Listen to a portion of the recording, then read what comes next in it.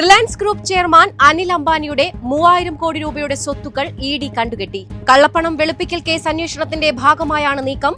മുംബൈയിലെ പാലി ഹില്ലിലുള്ള അംബാനിയുടെ വസതിയിലും വിവിധ റിലയൻസ് ഗ്രൂപ്പ് സ്ഥാപനങ്ങളുടെ ഉടമസ്ഥതയിലുള്ള പാർപ്പിട വാണിജ്യ ആസ്തികളും കണ്ടുകെട്ടിയവയിൽ ഉൾപ്പെടുന്നു. 1 ലക്ഷം കോടി രൂപയുടെ റിസർച്ച് ഡെവലപ്മെന്റ് ഇന്നൊവേഷൻ ഫണ്ട് പ്രധാനമന്ത്രി നരേന്ദ്രമോദി ഉദ്ഘാടനം ചെയ്തു. ഗവേഷണത്തിനും വികസനത്തിനും സ്വകാര്യ മേഖലയിലെ നിക്ഷേപം വർദ്ധിപ്പിക്കാനുമാണ് ഈ സംരംഭം ലക്ഷ്യമിടുന്നത്. ഇന്ത്യയുടെ വികസിത് ഭാരത് 2047 പിന്തുണയ്ക്കുന്നതിനും നവീകരണത്തിനും വേണ്ടിയാണ് ഈ നീക്കം. സംസ്ഥാനത്ത് വോട്ടർ പട്ടിക പരിഷ്കരണത്തിനുള്ള വിവരശേഖരണം നാളെ മുതൽ. BLOമാർ വീടുകളിലെത്തിയാണ് വിവരങ്ങൾ ശേഖരിക്കുക. ഡിസംബർ 4 വരെയാണ് വിവരശേഖരണം നടക്കുക. KSRTCക്ക് പെൻഷൻ വിതരണത്തിനായി 74.34 കോടി രൂപ അനുവദിച്ചതായി ധനകാര്യമന്ത്രി KN ബാലഗോപാൽ. ഈ വർഷം ഇതിനകം 933.34 കോടി രൂപ KSRTCക്ക് നൽകി. ഈ വർഷം ബജറ്റ് വകയിരുത്തൽ 900 കോടി രൂപയാണ്. സംസ്ഥാനത്ത് സ്വർണ്ണവിലയിൽ നേരിയ വർധന.